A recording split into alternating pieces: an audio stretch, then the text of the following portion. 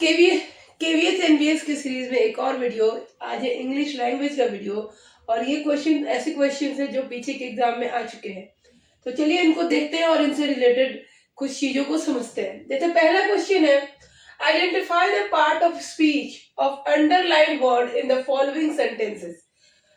Following sentence, identify the part of speech of underline word in the following sentence. एक sentence दिया हुआ है और इसमें से हमें पार्ट्स ऑफ स्पीच को समझना है। पार्ट्स ऑफ स्पीच क्या होता है? तो पार्ट्स ऑफ स्पीच जो कि सेंटेंस जिन वर्ड से जिनसे बनता है, the parts of sentence also we can say. जो भी हम सेंटेंस बनाते हैं वो उन्हीं पार्ट्स से मिलके बना होता है और there are 8 parts of speech.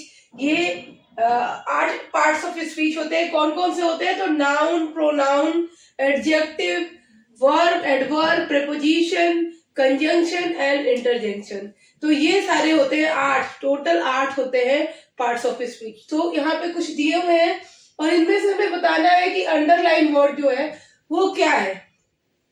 तो देखिए, इसको देखते हैं और बताते हैं। Like hand to hand fighting took place in Galwan valley. Hand to hand fighting, तो यहाँ पे ये फाइटिंग है जो कि वर्ब में आईएनजी जोड़ा गया है, ठीक है, पर ये यहाँ पे वर्ब जैसा यूज नहीं हो रहा है।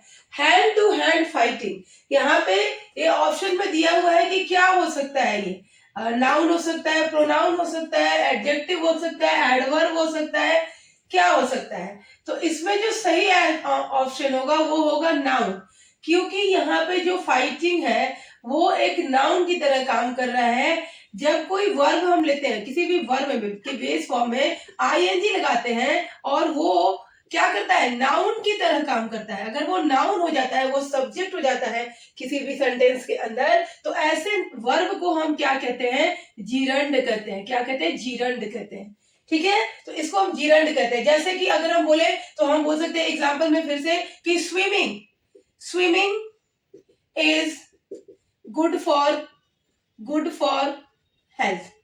तो यहाँ पे जो स्विमिंग है, ये स्विमिंग किसके लिए आया है? तो ये स्विमिंग नाउन की तरह यूज हो रहा है। तो दिस इज जीरंड, ये जीरंड की तरह है। लेकिन अभी एक और ट्विस्ट बाकी है। यही वर्ब में जब हम आईएनजी लगाते हैं और ये जब एडजेक्टिव की तरह काम करता है, एडजेक्टिव की तरह काम करता है, तो ऐसे वर्ब को हम क्या बोलते हैं? ऐसे वर्ब को हम बोलते हैं पार्टिसिपल। Like present participle. क्या बोलेंगे हम?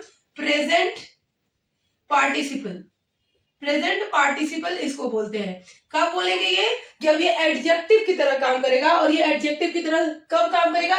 ये जब नाउन के पहले आएगा और नाउन को डिस्क्राइब करेगा या प्रोनाउन को डिस्क्राइब करेगा, तो उसको हम क्या कहेंगे? उसको हम प्रेजेंट पार्टिसिपल कहेंगे, ठीक है। तो ये प्रेजेंट कॉन्टिन्यूअस टेंस में यूज भी होता है। जैसे कि अभी मैं एक एग्जांपल दे दूं तो ये प्रेजेंट पार्टिसिपल होगा। इसको एग्जांपल से समझते हैं। जैसे कि इसी में देते हैं स्विमिंग पूल और द स्विमिंग पूल इज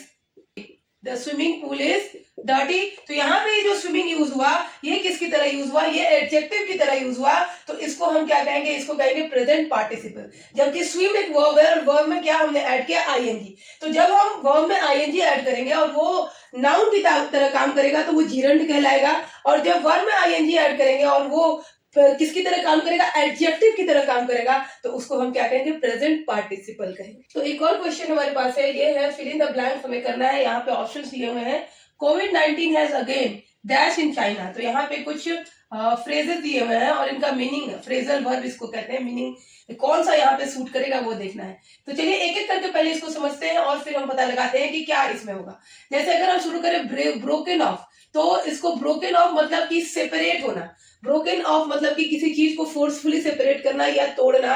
जैसे तो इसको क्या कर सकते हैं? Separate, to separate. ये टू सेपरेट फ्रॉम समथिंग, ये हम बोल सकते हैं। और इसके अगर एग्जांपल हम ले लें कि क्या सेंटेंस बन सकता है, तो हम सेंटेंस बना सकते हैं अ पीस ऑफ आइस और a piece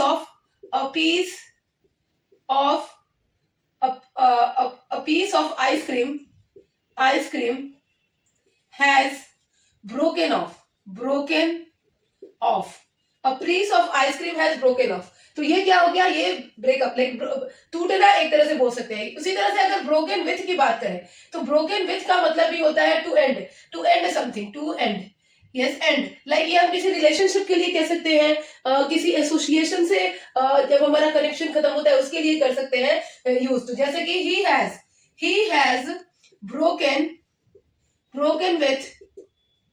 broken with his association, अपने एसोसिएशन से उसने अपना कनेक्शन खत्म कर लिया है, तो we can use he has broken with his association. अब हमारा है ब्रोकन अप, तो ब्रोकन अप इसको हम ब्रेकअप भी करते हैं और ये भी किसी रिलेशन के लिए हो सकता है। So he has broken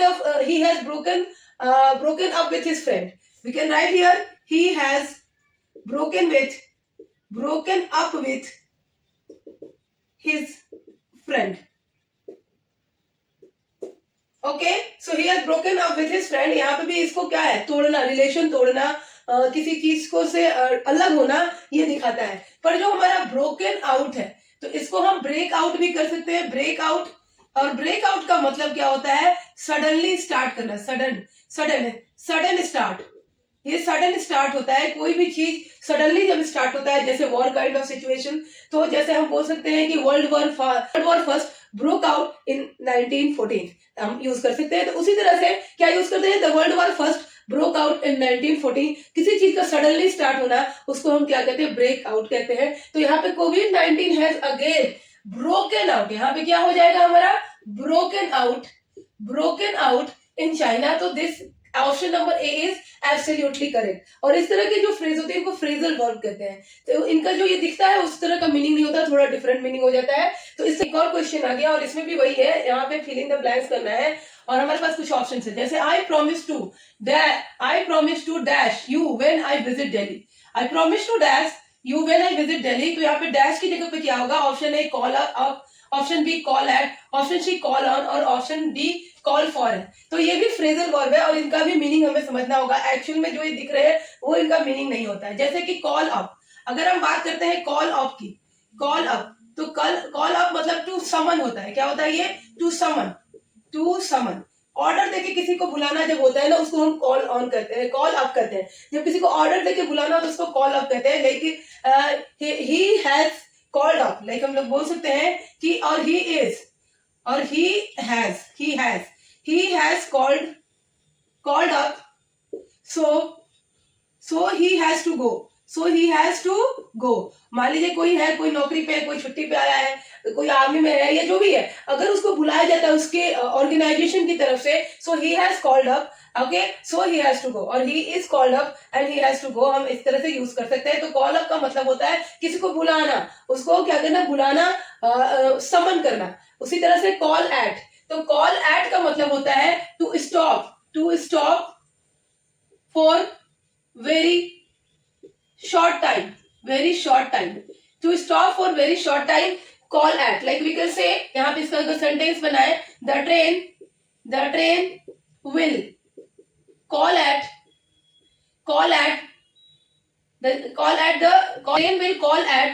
the Jhansi station. मतलब झांसी स्टेशन पे जो ट्रेन है बहुत ब्रीफ टाइम के लिए, बहुत कम टाइम के लिए रुकेगी। So the train will call at the Jhansi station हम बोल सकते हैं। तो इसका मतलब to stop for very short time. And यहाँ पे जो कॉल फॉर है, कॉल फॉर का मतलब होता है टू डिमांड। क्या होता है मतलब इसका, टू डिमांड। अगर कोई पब्लिक डिमांड है, और ये भी मेनली किसका हो जाएगा, ये पब्लिक डिमांड के लिए ज्यादा यूज हो सकता है। तो ये क्या हो सकता है, इसका क्या यूज होगा, कर सकते हैं हम सेंटेंस में। सो they have called for the immediate help for them,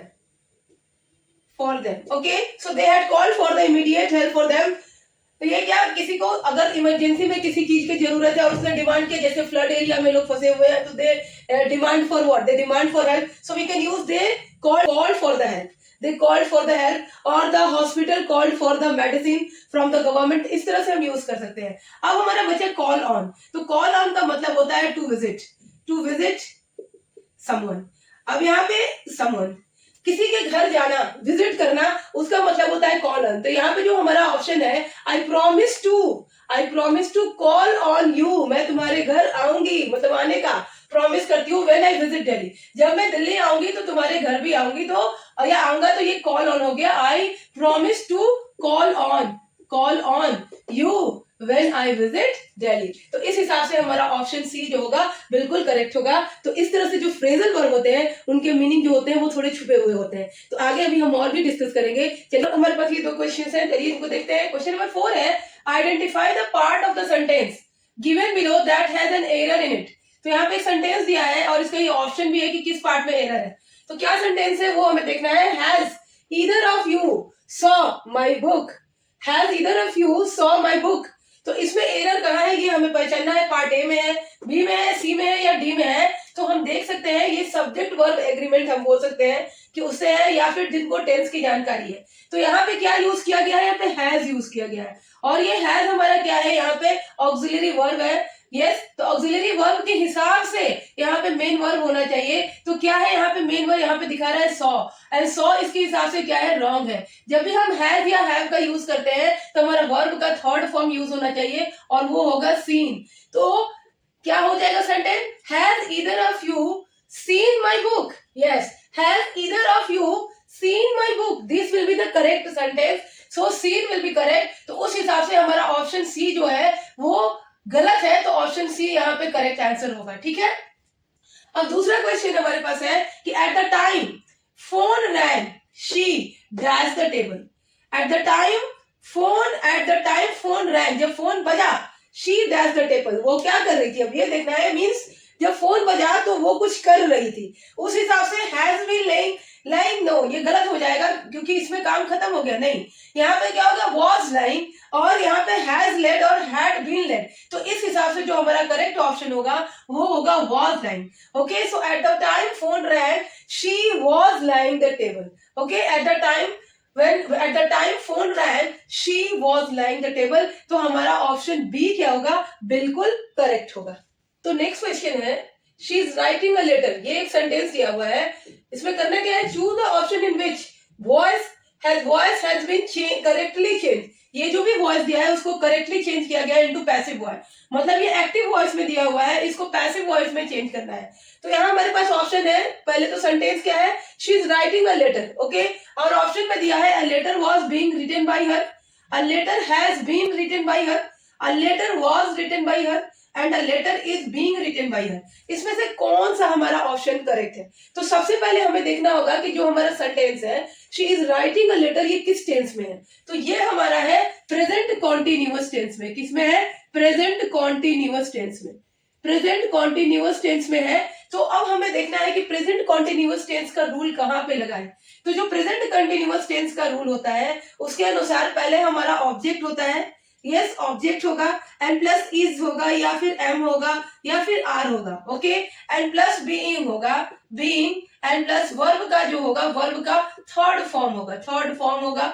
okay, और उसके बाद बाकी का सेंटेंस होगा बाई करके जो भी होगा। तो अब हमें इस पे देखना है किसमें है। तो यहाँ पे क्या है, अ लेटर वॉज, ये लेटर वॉज यानी कि ये प्रेजेंट में नहीं है, ये पास्ट में दे दिया गया, तो ये गलत हो जाएगा। ठीक है, अ लेटर हैज भी हमें नहीं चाहिए क्योंकि हमने क्या लिखा है, इज एम आर लिखा है, तो ये भी हमारा गलत हो गया। And a letter was, again was है यहाँ पे, तो ये भी हमारा रॉन्ग हो गया। अब हमारे पास ऑप्शन बचा ऑप्शन डी, तो ये बिल्कुल करेक्ट है हमारा, क्योंकि अ लेटर ऑब्जेक्ट का पहले यूज किया गया, लेटर इज होगा हमारा, इज बीइंग हमारा यहाँ आ गया, and written okay, written write का third form written by her. तो हमारा ऑप्शन डी जो होगा बिल्कुल करेक्ट होगा। यानी कि हम देख सकते हैं कि डिफरेंट टाइप्स ऑफ क्वेश्चंस जो है वो पूछे जा रहे हैं। कहीं पे एरर हमें फाइंड करना है, तो कहीं पे हमें फ्रेजल वर्ब की मीनिंग बतानी है, और कहीं पे वॉइस भी देखना है, वॉइस भी चेंज करना है। इस तरह से सिनोनिम्स एंटोनिम्स भी पूछे जाएंगे, इडियम्स भी पूछे जाएंगे। तो बहुत तरह के क्वेश्चंस इस केवीएस एनवीएस के एग्जाम में पूछे जाएंगे। अगर आपको तैयारी करनी है मेरे साथ तो प्लीज